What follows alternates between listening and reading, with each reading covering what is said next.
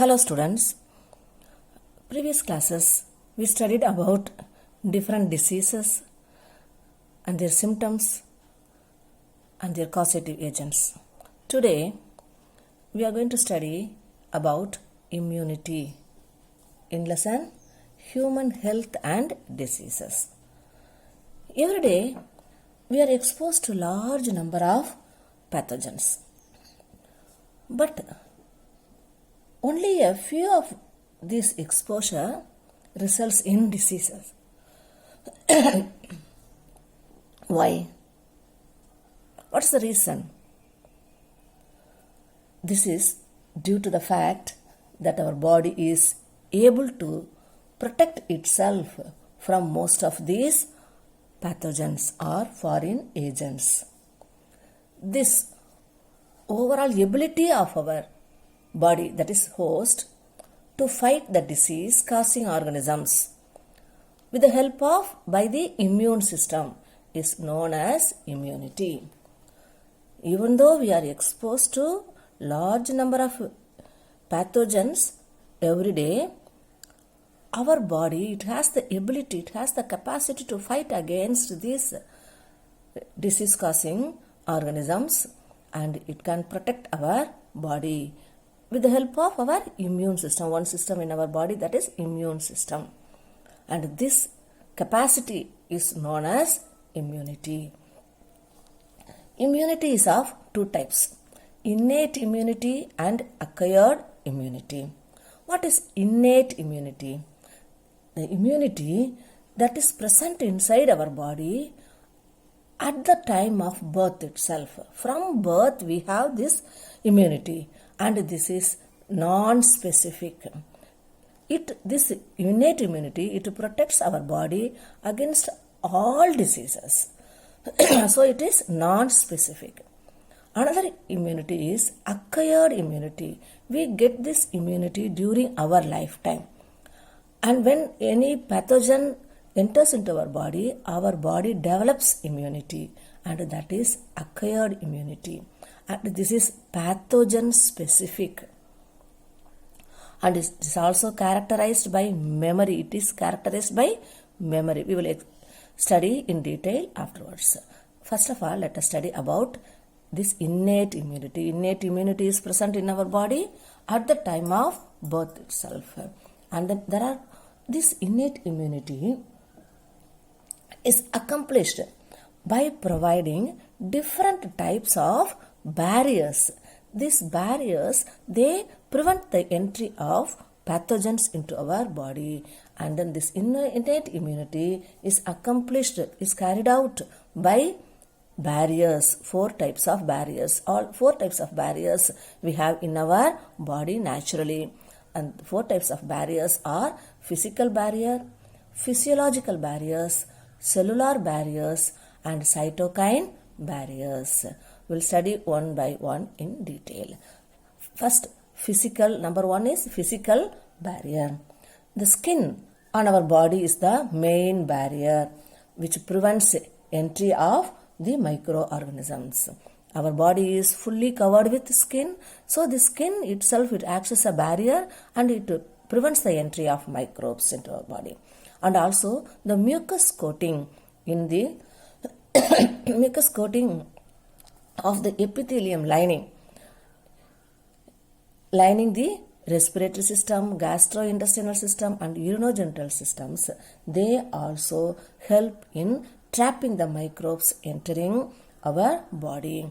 So skin is a physical barrier, and also the mucus coating in the epithelial lining of the respiratory system, gastrointestinal system, and urinogenital systems also act as barriers, and they prevent the entry of antigens into our body. The next barrier is physiological barrier. In our body, in stomach, acid is secreted, in our mouth, saliva is secreted, and tears come from our eyes. All these acid, saliva, and tears, all these are physiological barriers. They also act as a barrier and they prevent microbial growth in these organs, or they prevent the entry of microbes. And the third barrier is cellular barrier. Our body, in our blood, we have WBCs, a special type of WBCs, that is a polymorphonuclear leukocytes. Leukocytes, WBCs are also known as leukocytes. So, there are so many types of WBCs. There are one type, that is polymorphonuclear leukocytes, and also monocytes, that type of WBCs, monocytes, and then natural killers present in the blood, as well as macrophages. These are all different cells present in the blood, and all these act as cellular barrier. They engulf and they phagocyte. Phagocyte means they kill the foreign bodies or microorganisms, pathogens.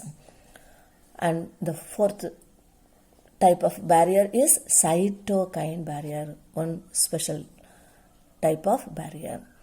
When our body is infected with virus, then the virus infected cell, it secretes a protein known as interferons.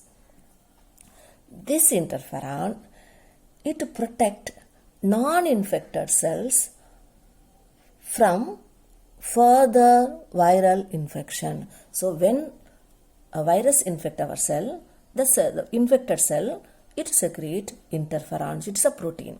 And this interferon, it protects our body, protect other cells, non-infected cells, from infection by virus.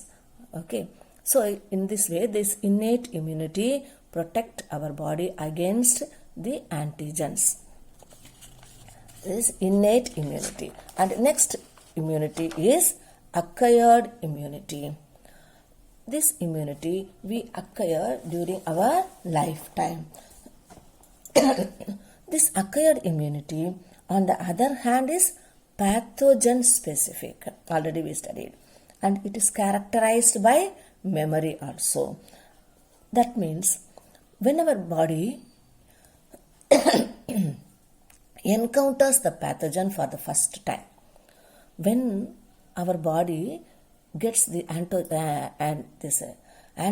that is pathogens, first time, then our body produces a response. That response is known as primary response, and this response is of low intensity. Okay, but when our body encounters with the same pathogen second time, our body produces high intensity response. The response produced second time is known as secondary response, or it is known as anamnestic response. It is also known as anamnestic response. Why first time only low intensity response was created in our body? Second time, when the same pathogen enters into our body, the response is of high intensity. What is the reason? Because this is due to the fact that our body appears to have memory of the first encounter. So our body, it remembers the first encounter by a type of antigen, type of pathogen. And then so when it enters, the same pathogen enters, then it produces high intensity response. That is known as anamnestic response or secondary response. These primary and secondary responses are carried out by special lymphocytes present in our body. They are B lymphocytes and T lymphocytes. And then these B lymphocytes, when any pathogen enters into our body, these B lymphocytes, they produce one protein called antibodies. These T lymphocytes, they cannot produce any antibodies on their own. But with the help of B lymphocytes, these T lymphocytes, they produce an army of antibodies. B lymphocytes also produce an army of antibodies, and these antibodies, they fight against the pathogens. Now, let us study about the structure of these antibodies. Antibodies are secreted by our body with the help of these B lymphocytes and T lymphocytes. these antibodies. Look at page number 151 in your NCERT book.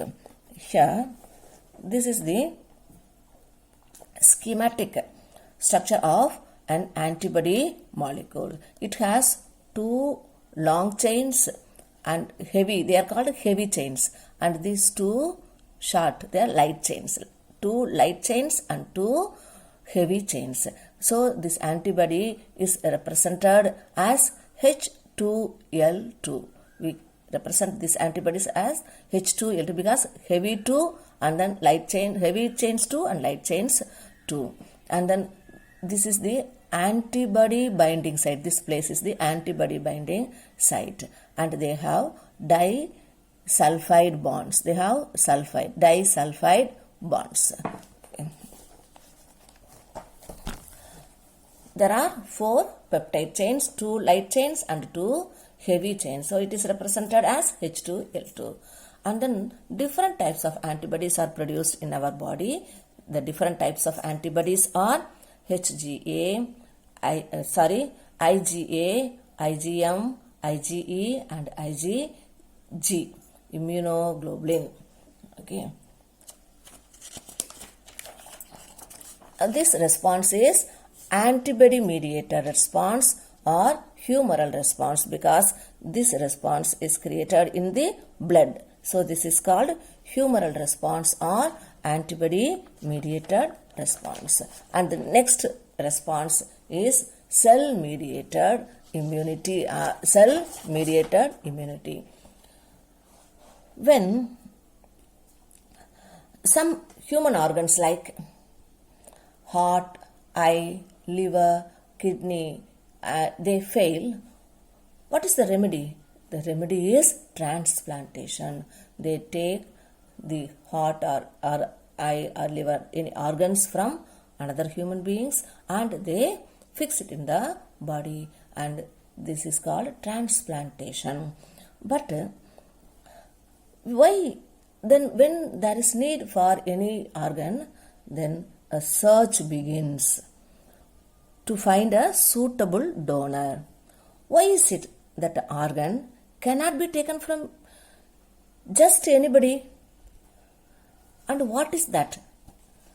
The doctors, they check and they search for the suitable organ, and they search for a suitable donor. Why can't we take from anybody and we can transplant?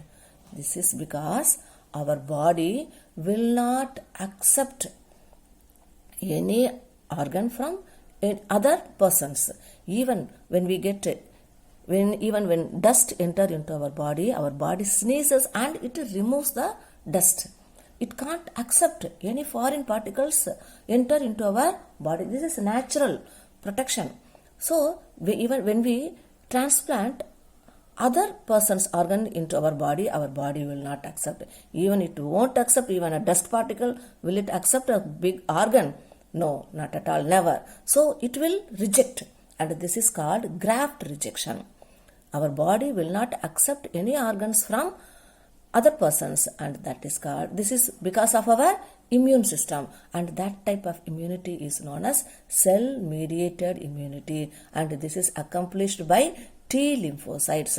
That humoral response is accomplished by B lymphocytes mainly, and T lymphocytes also they produce antibodies with the help of B lymphocytes, but here it is mediated by T lymphocytes. And when at the time of transplantation they see tissue matching and blood group matching, whether the tissues are matching and the blood group is matching between the donor and the acceptor.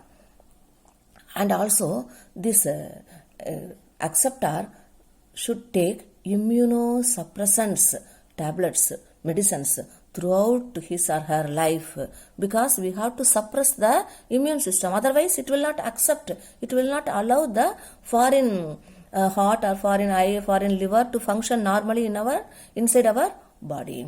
And then because our body, it can differentiate self and non-self organs, self organs or non-self organs. So this acceptance should be there, otherwise our immune system should be suppressed, then only our body can accept the foreign organs.